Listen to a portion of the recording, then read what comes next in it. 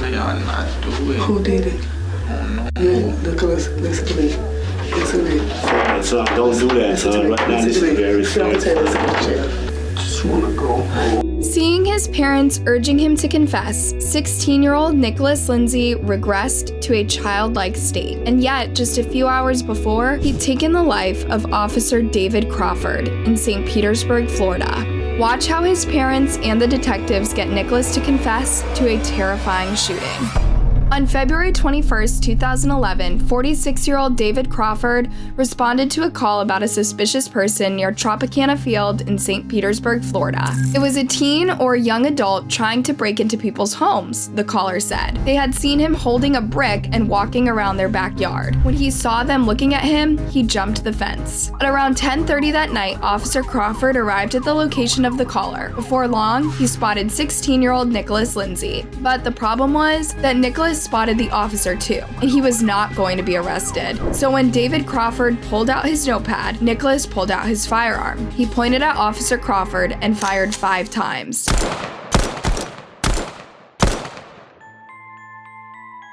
David Crawford was a 25-year veteran who had caught countless criminals and even solved more conflicts. Now he was left for dead after trying to speak with a teenager. Another officer, Donald J. Ziegler, had heard the gunfire while he was patrolling the neighborhood. He followed the noise and found David lying near his cruiser past the point of recitation. The news of Officer Crawford's death devastated his colleagues. They swore to catch his killer ASAP. They reached out to all Tampa Bay agencies, and within the hour, 200 people were looking for Nicholas. In the early hours of February 22nd, Nicholas Lindsey was arrested at his home. As soon as he was arrested, Nicholas fell into a really distressed state. He was crying, screaming, and denying that he was at the scene. They had the wrong boy, he told the officers. His parents, Nicholas Sr. and Deneen, were watching in disbelief. Later on, though, Deneen would tell Tampa Bay Times that she already had hunches after seeing a description of the suspect on TV earlier that day.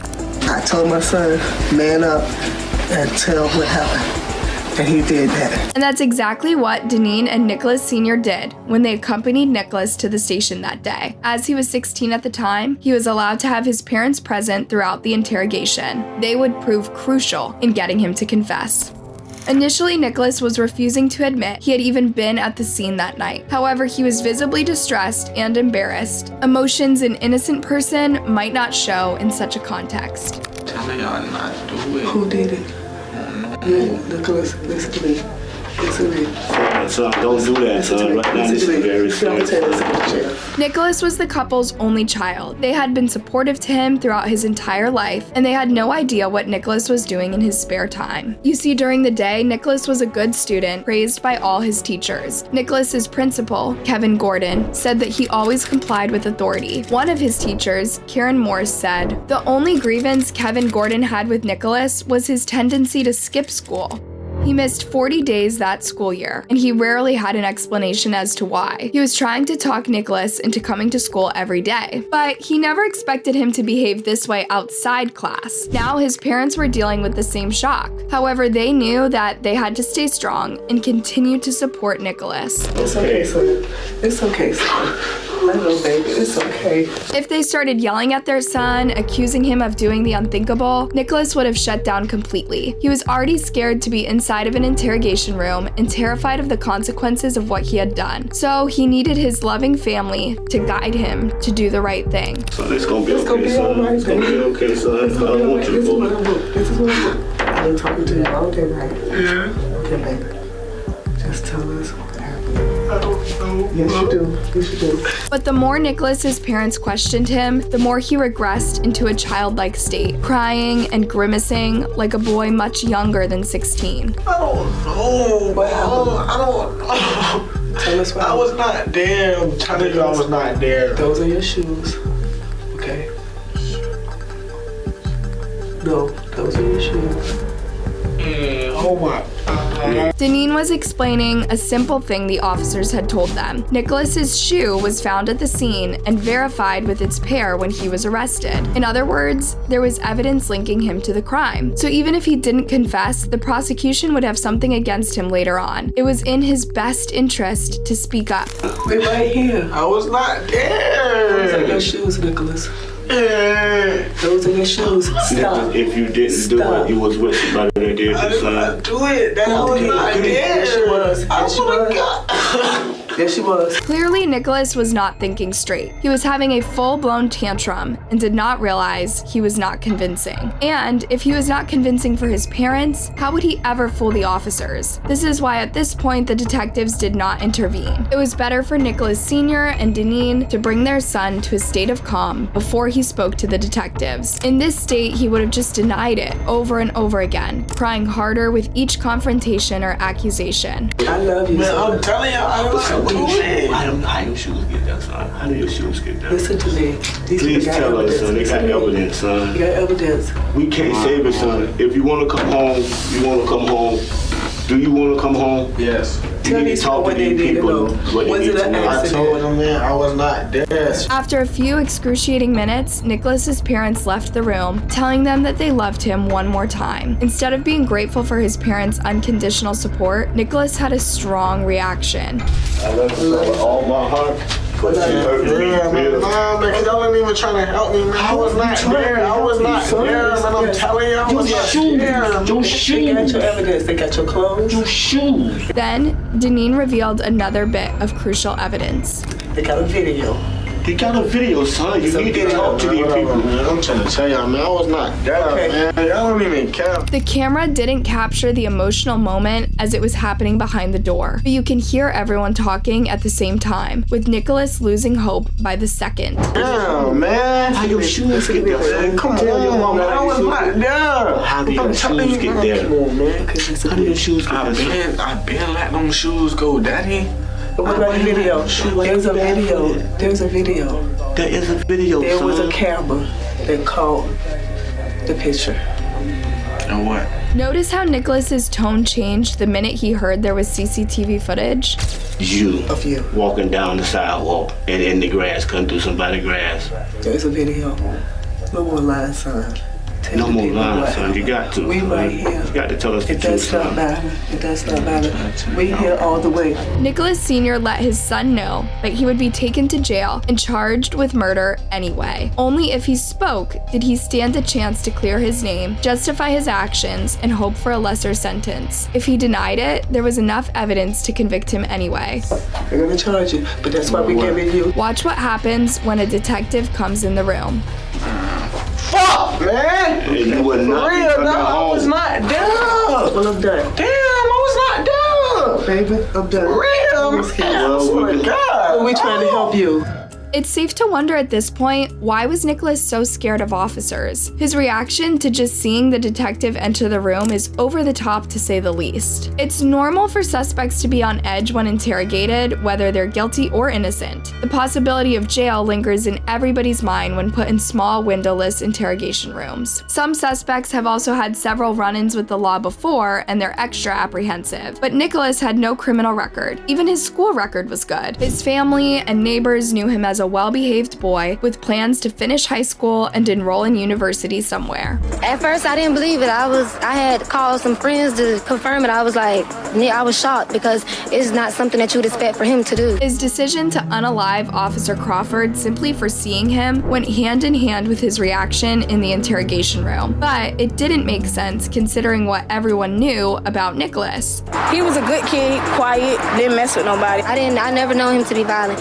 Like you see around school, he was always smiling, happy and stuff. And you ask him for anything, he'll give it to you if you have it. He was a very nice kid. Here's the thing. There was something no one knew about Nicholas. Over the last few months, Nicholas had been trying to get into a local gang that had a reputation for being extremely brutal. In gangs like this, there can only be an initiation if you took a life. If it's the life of an officer, even better. They're on the opposite side as far as the gang is concerned. At the time of the interrogation, Nicholas's parents had no idea this was happening. They were still hoping he was just a bystander and someone else committed the heinous act. We're not coming down on you. I'm not going to change nothing about how I feel. You're going to always be my We son. love you. I'm here with you. I'm here to help you go through this the Right, best we're that I looking at you can. all the way, son. We're not turning our back on you. But if you did not pull that trigger, you need to tell us who and did let it. the officer But we know you were did there. this. We know you were We know there. you was there. And they know you were there. And they know you was there. They got Until house. they They got- find the person who did it, you is the one Yes, we take in them out. hell gonna be the one that shot this officer. You going to prison and you ain't getting out if the jury don't survive to try to give you life. Nicholas Sr. spoke harsh words, but they were true. His son's body language spoke volumes at this point. He had retreated into the fetal position, holding his head as he made himself small between the chair and the wall. It was a self-soothing mechanism, meant to make him feel a little more safe. The walls were closing in on him, and he was soon realizing that crying, screaming, kicking, or denying were not going to get him out. He had to start talking. Please, son. Please. It stays in this room. Please, son, you got to. And whatever your charges are, son, we're going to be there. Finally, Nicholas broke down into a different kind of cry. I know, baby. I know. Just tell us. Just tell us. Come on. Please tell us. Stop. Come on. We need you to be. I need you to be better than this right now. I need you to be. Tell us, son. So, come on now. Come on there. Please talk to us. Just come on and tell us, now. Don't do that. Don't do that. Yep, reality is hard to accept, but Nicholas didn't accept his reality from the start. When he agreed he would talk to his parents, he initially said that another boy named James pulled the trigger that night. He was just with him. You saving your ass right now. Okay, tell me what happened. Tell us what happened. Please tell us. And don't lie, because these people know if you lie or not. Like I said, they got your clothes. You don't they need got to your lie no DNA. more. If you was by yourself, you was by yourself. If you was with somebody, you was with somebody. But you gonna tell me what happened. I need to know what happened.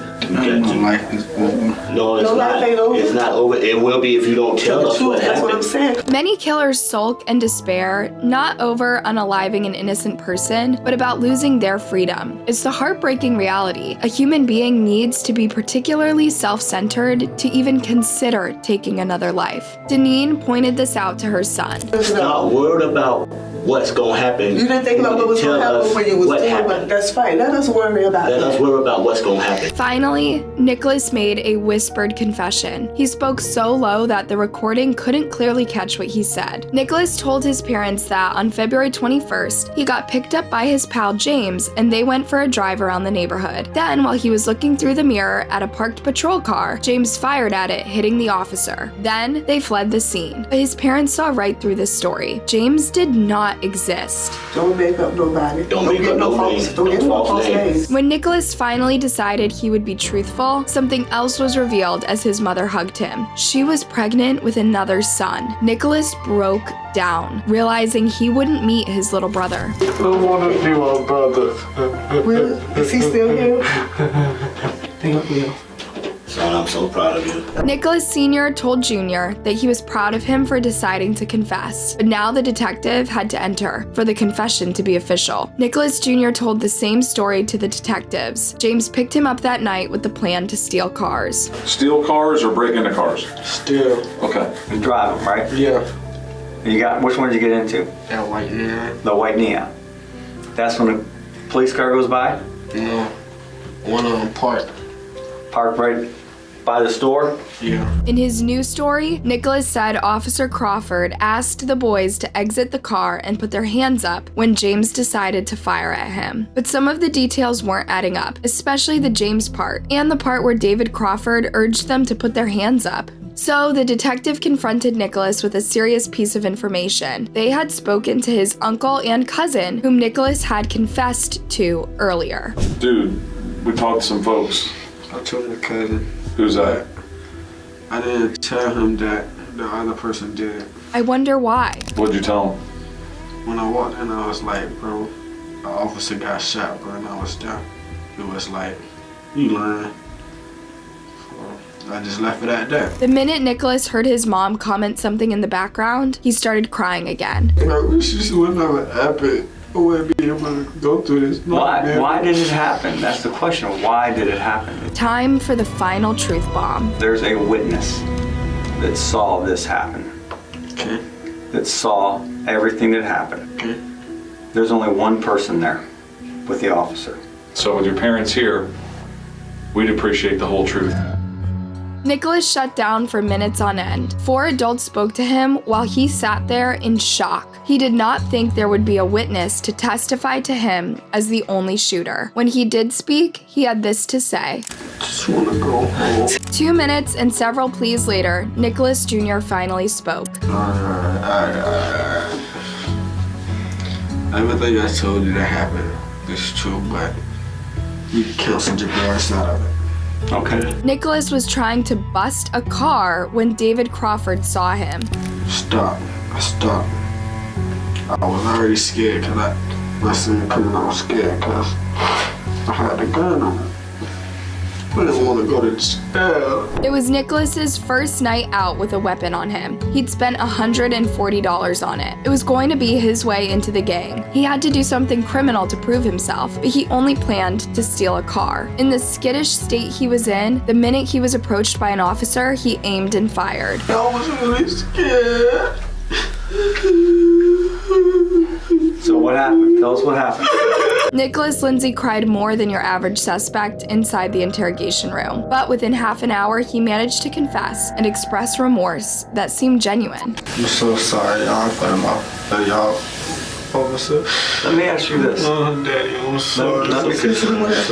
Nick, let me ask you this. Why? Why? You had a choice.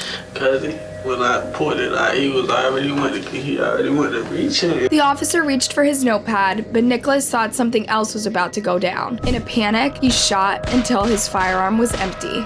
Nicholas was in 10th grade when he was sentenced for murder. At his sentencing, his dad broke into tears and addressed the officer's family. On behalf of me, my son, my entire family, we send our deepest condolences and sympathy to the family and his colleagues that he worked with. This is my only son, and I'm sorry that it happened.